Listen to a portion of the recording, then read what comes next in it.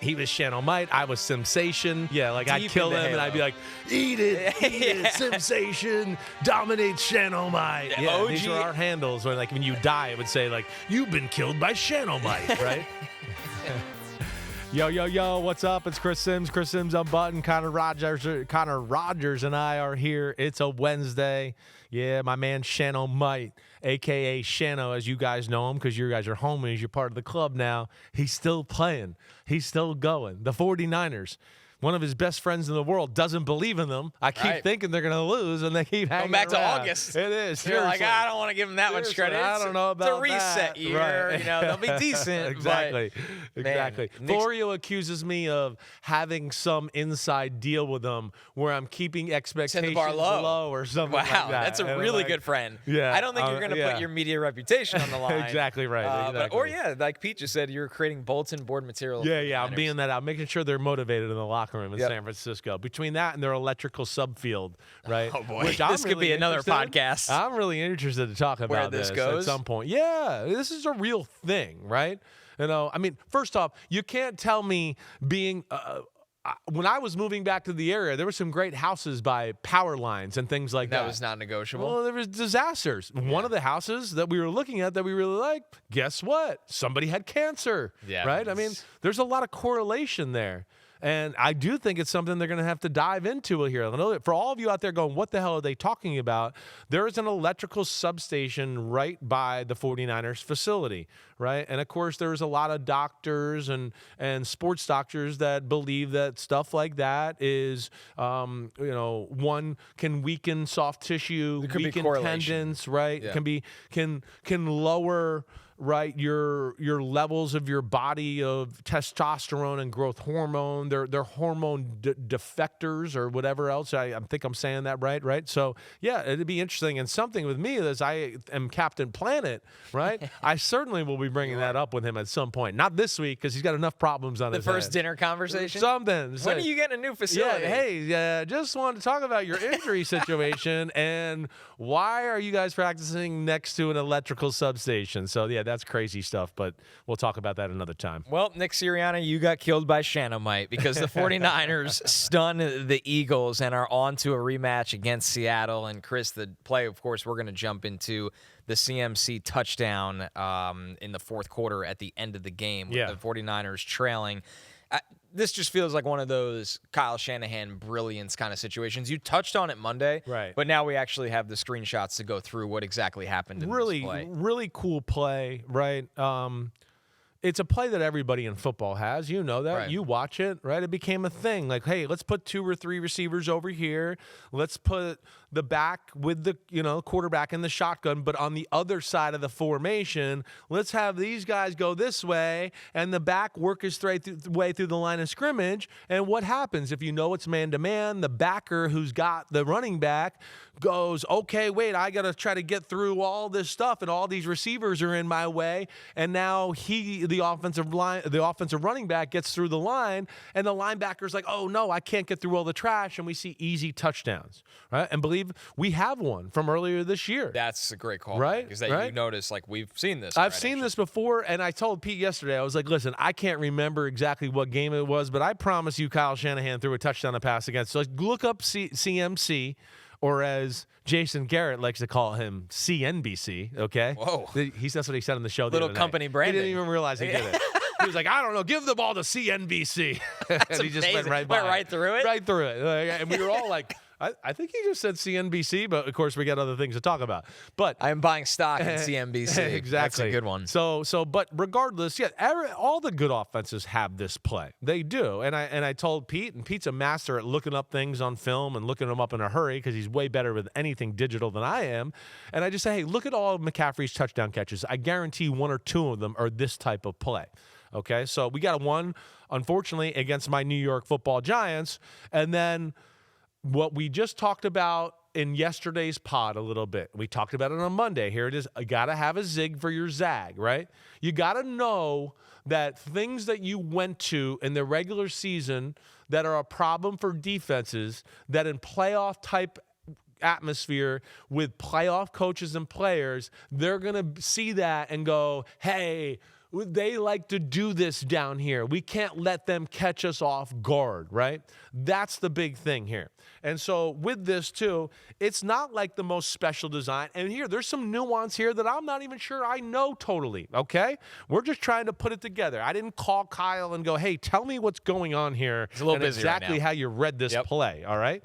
But within this play here, okay, so first off, let's just look. The Giants won down here. We got Juszczyk, we got Juwan Jennings, we got Kendrick Bourne, right? There's CMC offset, right? They know the Giants are going to play them man-to-man down here, so this is why you get into this type of situation, okay? And what they really do usually just kind of run people across, and then CMC kind of works his way through whatever line hole he can figure out, usually between the guard and the tackle, and it just creates a natural pick with whatever linebacker's trying to cover him, right? Well, in this one here, okay, with the 49ers and the Eagles, we have Kendrick Bourne, who just went in motion, okay, but tight split next to the tight end. The Eagles are ready for it. They're going, wait, this could be, instead of just the 3 guys over here, it's 2 guys. They made it look a little different. Right. But we know they got the play conceptually, all right? On this top play against the Eagles, where's the nuance I don't know? Purdy, they run double slant down here because I think they think they're getting man-to-man. And I guess they thought maybe this safety would rotate the middle, and they thought maybe they could just get a double slant. All right, so within that, though, they don't. They kind of zone it off. Cooper DeJean passes off Demarcus Robinson, and then he's kind of sitting here in Juwan Jennings' way. Juwan Jennings runs the slant and goes, oh, no, I'm not there, and he tries to work out. You're going to see when we get to the next picture, and I don't want to get there yet, Purdy is looking over here. Now, what I don't know, and what I will ask Kyle at some point, was he looking over here basically just for BS, right? Right. Let me look here, let me get people out of the way, so McCaffrey can make it look he's going to run that little pick play, and we can create a hole, okay? I don't know if he's doing it that way or if Kyle and the 49ers coaching staff said, hey, no, just read this, and if we have this, throw it. But if you don't, by looking over here, by the time you look at here and go, oh, it's not open, your check down or your third option will be McCaffrey coming right back into your vision. All right, so those are the things I don't know, and we'll see. But here we go. Let's go to the next picture, Pete. Next picture, you can see the Giants play down here at the bottom, right? There's McCaffrey, right? Linebacker here, Okereke, screwed. He's already screwed. Yeah, you can see it. He's got nowhere to go. Yep. He's stuck. I mean, this is a slam dunk, easy walk-in touchdown. This one, again, you could see he's looking down here, and you can see what I'm talking about, right? It's not here. Safety's ready. Cooper DeJean's ready in this hole. He doesn't have to drive hard on it because he knows he's got somebody inside, right? Now, I don't know if he's looking here to really look here, if he's looking here just to let all of this develop. Because within this, too, okay, he doesn't have the tight end, but he does have Kendrick Bourne on the post if he wants to throw it. But regardless, he's down here looking, and the other thing that I think's cool, okay, is I guarantee Shanahan was like, hey, whatever you do, I think they'll be ready. Don't pick Nakobe Dean, right? We want him to think he got through clean and he's going to stop it. Let him overrun it. Let him overrun it. He's going to be ready. Vic Fangio's smart. He's going to teach him what to do. Don't get in his way. So he takes away the flat route. Nakobe Dean's in the flat. He's farther ahead of Christian McCaffrey. Yeah. You see this? Right? So that's what's incredible. So now let's go to the next picture, Pete. Okay, next picture, you're going to see, again, slam dunk on the bottom. Freebie. That's, I mean, you and I can throw that with our other arms to get a touchdown. But here we are with this one. Now, in the process here, he's looking back. He's starting to come back. Now, like I said, maybe he has this, but I think he knows he wants to come here all the way. And like I said, I don't know if it was come there third or just look over here for some BS and then he'll be open, right? But look at Nakobe Dean's like, I got him. He's not going to the flat on me. And look, as we're saying that, look at CMC going, and he's going to stop on a dime and cut back and go to the next picture, Pete, and you'll see that the window there is incredible, right? Purdy hasn't even thrown the ball yet. He's going to catch the ball right here. He's wide open. There's nothing Dean can do. That's just great thought, great play, great, two steps ahead movement. It's and two steps ahead. That's the way to say it, right? And that's what you got to do in playoff football. You got to be a little bit wait, who am I playing? Have I played him in the past? And has he been able to figure out some of the things I've done? I got to have things off of that to combat it, right? And that's where Shanahan is usually extremely amazing. And in this moment right here, with a guy that he's never really had his number in Vic Fangio, he got his number a few times in this football game, and that's why they won the football game. So that takes us now to the weekend and the rematch. Yeah. Because now San Francisco has Seattle, and Seattle smoked this offense a couple weeks ago. Smoked them. I mean, there was no answers at all. I guess the optimistic side is, though, Chris, I mean, Kyle usually does have some answers the second time around. Exactly, right. So from Seattle's defense, like, how do you even prepare here knowing, okay, he's going to have an answer for what we did last time, and like you said, now you need the answer ahead of the answer. Exactly, right. It's going to be tough. Now, I don't think Seattle needs to reinvent the wheel. You never want to get too far at crazy. it, like overthink yourself. Because I will say this right off the bat. I hadn't watched I'm always going to keep it real with it. I hadn't watched Seattle on film on defense since Seattle beat the Rams the first time in L.A. The Rams beat Seattle, right? The game Darnold threw all the interceptions. Yeah, the 4 interception but game yet they were only a field goal away from still winning the football game, right? That week and then the week after when they played Atlanta, down in Atlanta, those were the last 2 games in a row I'd watched. And of course, I think we talked about it like at that time a little bit with the Rams game, just going, man, the Seattle defense is starting to become real. All right, so I went 4 weeks maybe without watching them on film. When I turned this film on here, I went, whoa, they've gone to another level here. I mentioned on Tuesday, right? You know I love the Houston Texans defense. This has got some of the same elements here, where you turn on the film and you go, they are playing with a ferociousness and at a speed that really nobody else in football is playing at, right? That's the first thing you jump at. And I've always said this about Mike Macdonald. He's got the simple parts. They're always detailed and ready to go. And then he splashes in a little creativity. I feel like as the year's gone, they've gotten less creative, and they've gone a little bit, maybe like the Texans, to go, we know what we're doing. We're so damn good at it, and we know all our rules, and we're so talented.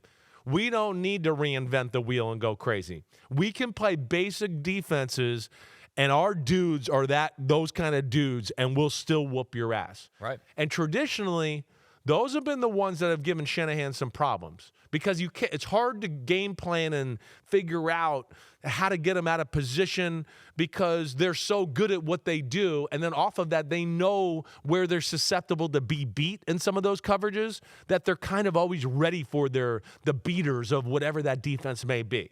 And so that's where it's tough.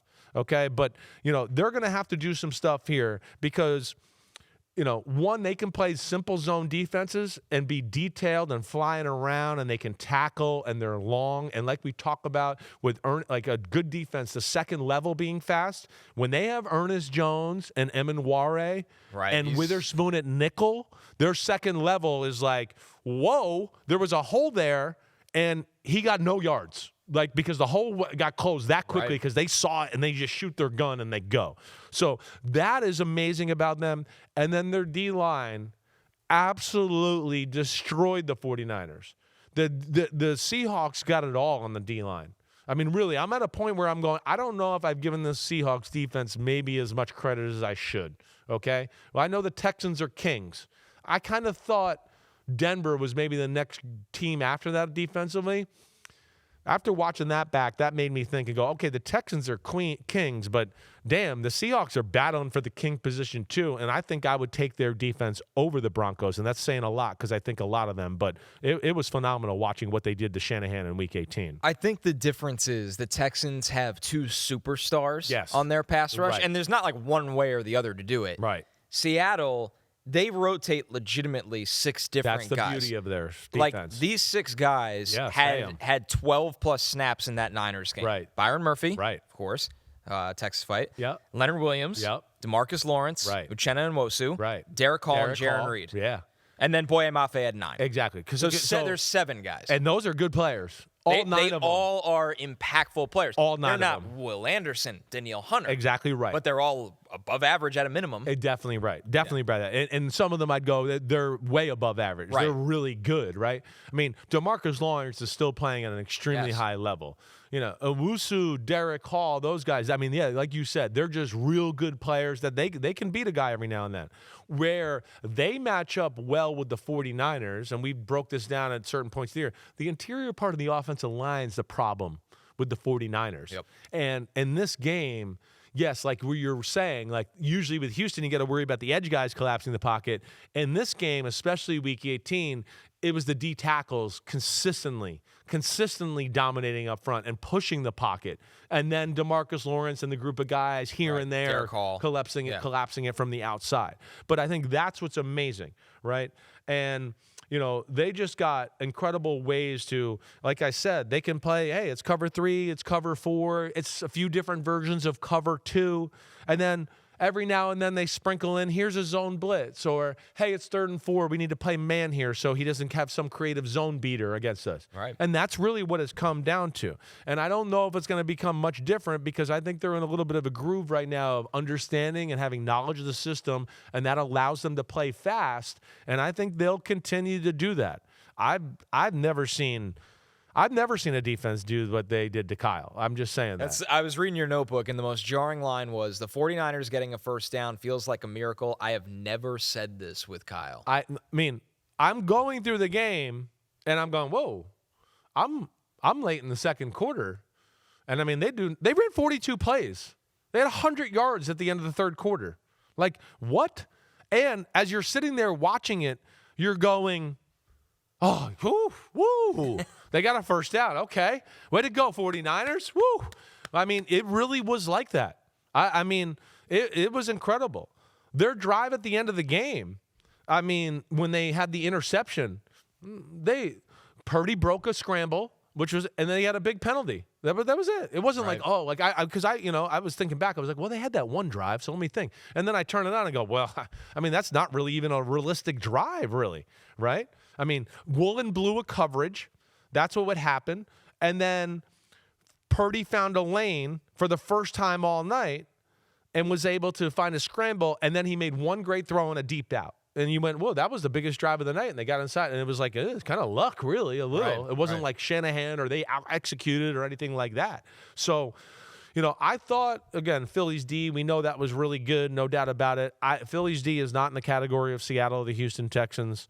Right? San Francisco, the defense is going to have to play well because even though they held Seattle to 13 the first time around, Seattle kind of did what they wanted on the offensive side of the ball. They screwed up some situations. They went right down the field in the first drive, and Sam Darnold had a wide-open guy for a touchdown on the first down from the 1-yard line and didn't throw it. And then they went for it and came away with no points to start the game, right? So, yeah, the 49ers defense is going to have to keep in it because I don't think this is like – I'd be shocked if they go, oh, we figured this out and we're going to score 24 or 27 today, right? It's going to be the 49ers getting to 20, I think, would be a big deal. And that's where you go, all right, the defense is going to have to make some plays and be really good too. I was shocked the over-under was 45.5 at the launch of this game. Wow. With these two teams, but maybe they think the coaches will figure something out. Yeah, maybe. That's right. We're going to take our first break. We're going to continue talking about the NFC Divisional Round with what's more likely right after this break.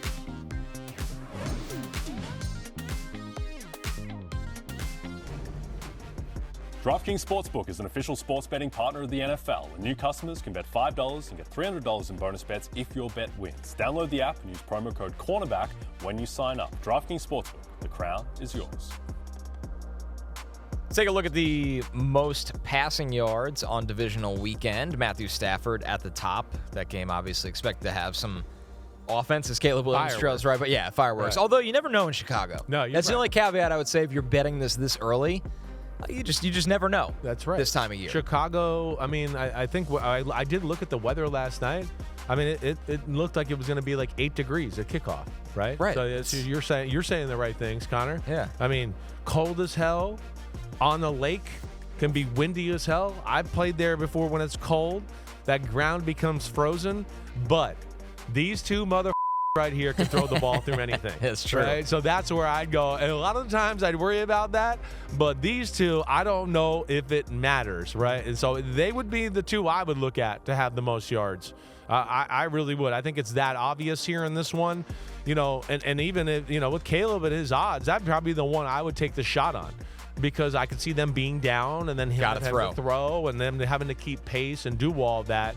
Certainly wouldn't be shocked if he led the divisional round in passing yards. I know it's the Broncos defense, but it's still Josh Allen, man. Plus 800. And the Broncos might take some chances. Right, why not? The Broncos are at times, for my money, can be a hair too aggressive where I go, you're too good. You don't need to put these guys on. We don't need to put Riley Moss on the island for the 17th time in the first quarter. Right. Like, what are we doing? And that's what they better be careful of. That is one of those things. And, again, that's where, we talk about Houston and we talked about Seattle last segment. See, Seattle they don't dabble with that. They're not going to let you just make one play miracle, right? They're not. And that's something I think Denver needs to be a little bit wary of in this game. All right, our NFC divisional preview. What's more likely? Let's look back at last week's results before we move ahead here, Chris. We both had Matthew Stafford throws 2 interceptions or Bryce Young throws 3 touchdowns. We both said 2+ interceptions. Stafford had 1 interception. Bryce Young only had 1 touchdown. Right. So we were more in that we just didn't think there was any way Bryce Young would throw 3 touchdowns. And there was no way. And Stafford tried to throw a second interception, so he did. I mean, he had some throws there where you went, oh my gosh. But yeah, I think we won that one. What's more likely? Carolina rushes for over 125 or under 100. They had 83. You were right. Went under. They actually played a lot better than I thought. Yeah. But there's no way you could just let them have it the easy way. No doubt about That's it. They played really good run defense, the Rams. You could tell they were fired up and pissed off about the way the first matchup went.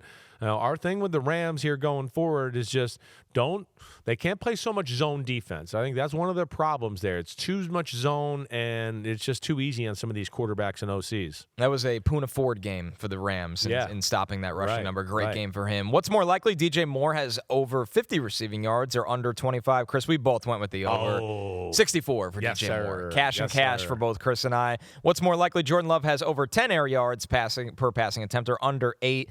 I went with the over here just because this is who he is. You're right. Like, You're right. You can't escape it. You're 2-0 on me, you dirty bastard. I was due for some kind of run of luck. What's more likely? Brock Purdy has 2+ touchdown passes or 0. We both went 2+, and he had 2. Yep. Cash that for both of us. What's more likely? Saquon Barkley averages over or under 4 yards per carry. We missed on this one. He went over 4.1. I know. 4.1. Yep. But that was it. I wasn't sure they could do that. I mean, we know that Eagles' run game has been iffy all year. I did think, we thought the 49ers would kind of go all in on it. The 49ers found the right balance, though, I think what we talked about. Yeah, they ran on them maybe a little bit, but not so badly, and they were able to play run defense, and like we talked about before the matchup, still find ways to play run defense and then be able to defend their simple passing game, and they did do that with Robert Saleh. While we were recording, Fred Warner's practice window opened. Here we go. We'll see. I know. He's crazy enough that I wouldn't. He is crazy enough. You're right. But this is where they need to... don't be too crazy here. Don't lose him for next year. Right. And, also, you could be playing next week, too. So just make sure that he's healthy and ready to go. The one thing I always learned, and that this is where I learned it in New England, right, bringing guys back from injuries. I saw it a lot in my career, even when I got into coaching, where teams just bring people back too quick. Oh, he's healthy. The medical staff cleared him. Oh, okay, yeah, he practiced Wednesday and Thursday. Friday was a work day. He's ready to play now. And it's like they get out there and they get hurt again and maybe hurt something else because they're not even in shape to play football yet. Where I would go into New England and see Belichick, and the year I was, the 2012, the first year I was there, Gronk was hurt for a while. Then he came back. And I went, man, Gronk had a good week of practice. He's going to tear it up this week. They didn't suit him up. Next week, I was like, damn, Gronk was awesome this week. He's ready. They didn't suit him up. Next week, they let him practice for 3 weeks, even though he could have played because they wanted him to work his body back in the football shape, big picture. And I think there's a lesson to be learned there in the NFL. All right, what's more likely? We start with the Niners at Seattle. Christian McCaffrey has over 25 touches or under 20. He's averaged 24.1 per game this season. He had 31 in Week 2 at Seattle, but just 14 in Week 18 versus Seattle. This is a tricky one. This is a tricky one. I'm gonna go over. I'm going to go over just barely here, just barely. I don't think they can win if they don't give him the ball a lot. I guess that's the basic logic I'm going to go to here, especially without Kittle being in the lineup. That's the one that has me. Right. I usually don't like overs. Right. But they got to give him 10 targets. I think so. I think you almost got to give him 10 targets. I think you almost got to be a little bit boring and probably run the ball a few more times than you really even want to. Yeah. Just to maybe get Seattle to come down. The other thing we talk about, and I didn't really bring this up a lot when we talked about Seattle's D. Seattle is like sometimes they're so good up front, they're kind of like, well, our safety is going to stay deep. We don't care. We don't think you can really move it on our guys up front, right? So that's where you got to kind of stay a little patient with them just to see if you can get them into some run-stopping defenses and do something that way. But, yeah, I'm going to say this is a McCaffrey game. I don't think they can win unless he really has a few extraordinary plays. I'm going to go over as well. I just think, once again, like you said, no Kittle in this spot. And I think the more important thing is a 7.5-point line indicates that they think the Niners will be chasing. I don't think they'll be chasing. Right. I don't think they're going to be playing with a lead the whole time. I hear you. But I don't see this script where it's the second half, they're down 17 points, Brock Purdy's dropping back every time. Right. I don't think it's going to be that kind of game. No, I'm actually surprised. 7.5's a lot of points in a playoff game, especially against teams that play each other a lot. Right. It's dicey there.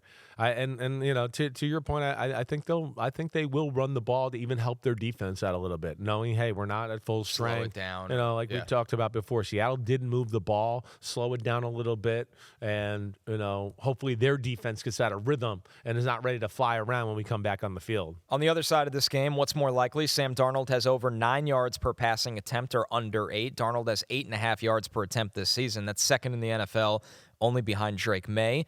Quarterbacks had 7.1 yards per attempt versus San Francisco this season, and Jalen Hurts had just 4.8 last week. I'm going to go under here, Chris. Okay. Under 8. I think that I just don't think Saleh schematically will allow it to be that kind of game where let's get torched over the top by Sam Darnold. I hear you. This is a tough one. Pete did a good one here. And will Kubiak want Darnold to play that way? That's the other thing too. That's what it. And then you know, all right, I'm going to go over on this one. Okay. Life's too short to play the under. That's all right. That's right. But I think that, you know, even watching the other day, the 49ers, and you've kind of heard me say this about some other defenses, I think they know they're not crazy good on defense. So they have to kind of overplay some situations.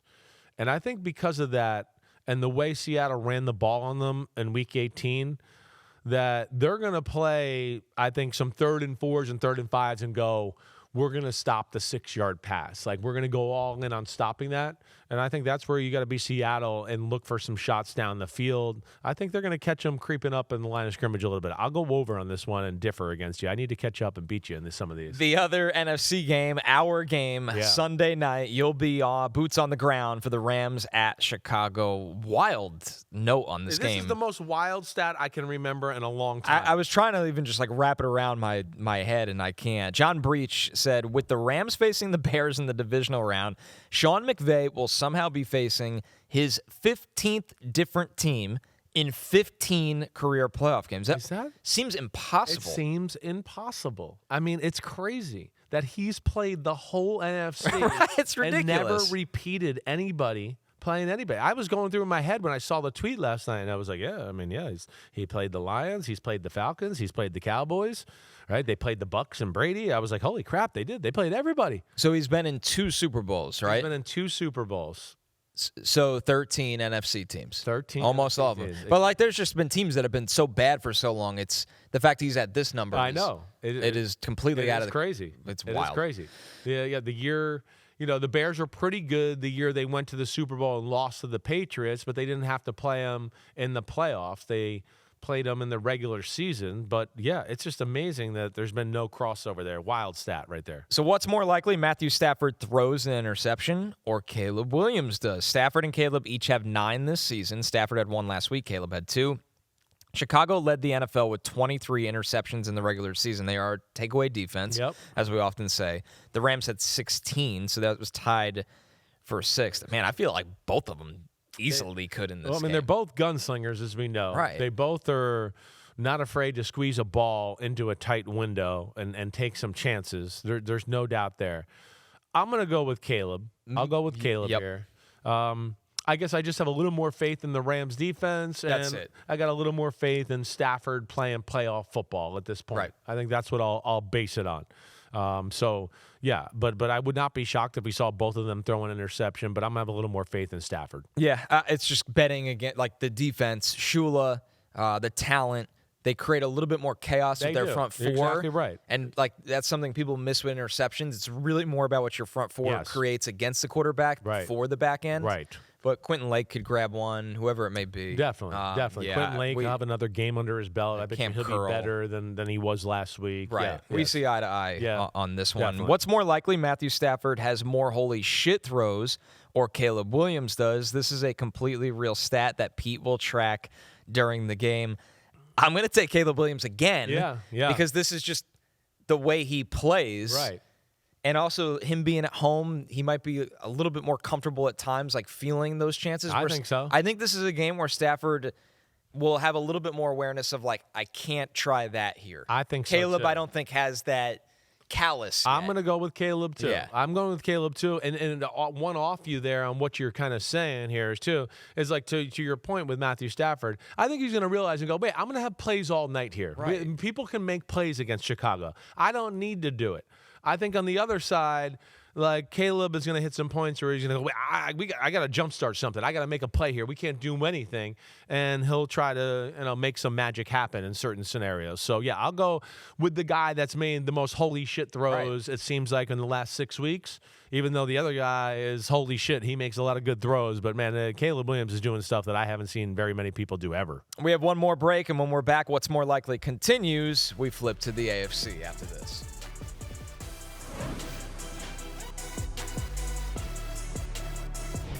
What's more likely continues. We look at the AFC divisional side. To recap last week, Chris, a tie across the board here. Trevor Lawrence throws for over 225 pass yards or under 200. We both went over.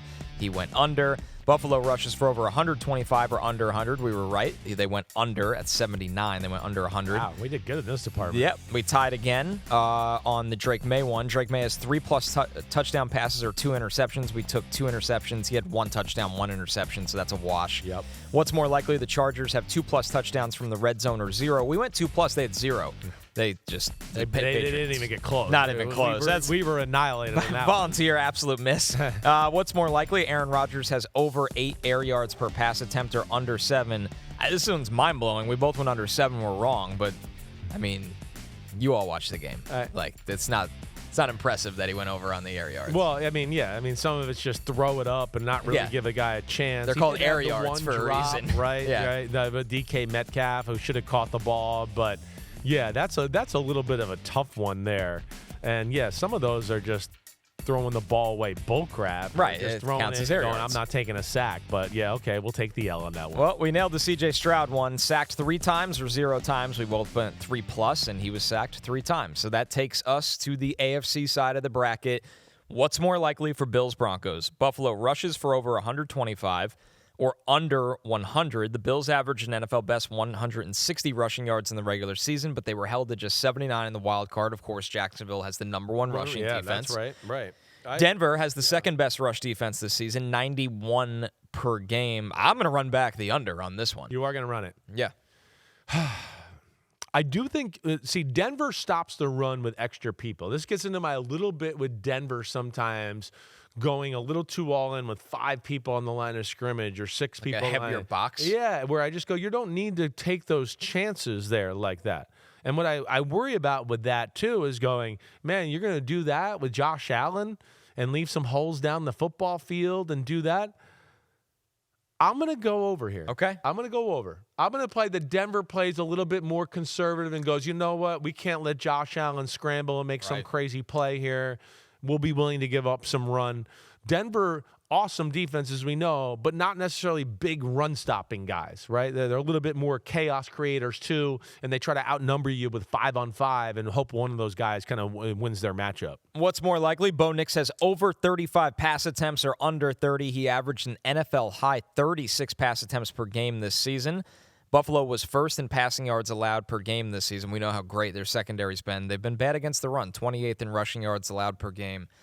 I don't see him going over 35, and I don't think Sean Payton will allow that. I would think that would be a bad thing. Right. That means you're losing, exactly, and you're having to play a game that you don't really want to play. I do think Buffalo matches up with the Denver Broncos here, but yeah, I'm gonna go under 2. Yeah. Just barely, though. Barely. Right. Like I think he's going to be like 20 for 28, yep, maybe, 19 for 29, something right there and right there in that wheelhouse. Maybe sprinkle in a little bit more design run game for Bo Nix. Yeah, maybe. If there was ever a time could be the to game you could break it out. Yeah, exactly right. No, he's definitely capable of doing that. All right, finally, Texans at New England playing the Patriots in Foxborough. What's more likely? Drake Maye's completion percentage is over 72 or under 69. Of course, he led the NFL with 72% completion percentage this season, but he had a 59% against the Jesse Minter defense in the wild card round. Only Matthew Stafford has had over a 72% completion percentage against Houston this season. And that was week 1. I am never taking a quarterback to go over 72 against this D'Amico Ryans. Of course not. I mean, this is no doubt about it. And if he does, I tip my cap to you. If you said 72 or 59, I probably would have gone, I might still go with the under there. Conversation. Right? I mean, yeah. We know that the Texans can pressure the quarterback. That's a little bit of a problem, protecting the quarterback with them. This is where, we talk about New England. New England is very good across the board, but do they have a guy that can scare the Texans secondary, right? We know Diggs is a great route runner, but they're not going to necessarily be like, oh, gosh, we're so worried about the 10-yard crossing route, right? That's where you worry about this one a little bit from the Patriots standpoint. And that's where you also look at it and go, the Patriots got to run the ball here a little bit. You got to run the ball at Houston. Like we said, smaller front. If you can just find a way to wear on them a little bit, not let them think they can pass rush and do that all the time, right? So I'm with you and going the under. I mean, we both are fanboys of the Texans defense. That's it. That's exactly right. All right, everybody. They're kicking us out of the studio. They want college basketball in here, all right? So we got no choice. This pod's got to come to an end, all right? So we're done. Connor, Rogers, Simms, that's it for us for the week. Thursday, you can see the Picks Pod with me and Florio. Monday, me and this dude right here. We're back at it live, YouTube, 10 a.m. from Chicago. You know where to find us. Subscribe, rate, review. Appreciate everybody tuning in. Everybody be good. Enjoy the weekend. Enjoy the games. Peace out, homies. We'll see you next time.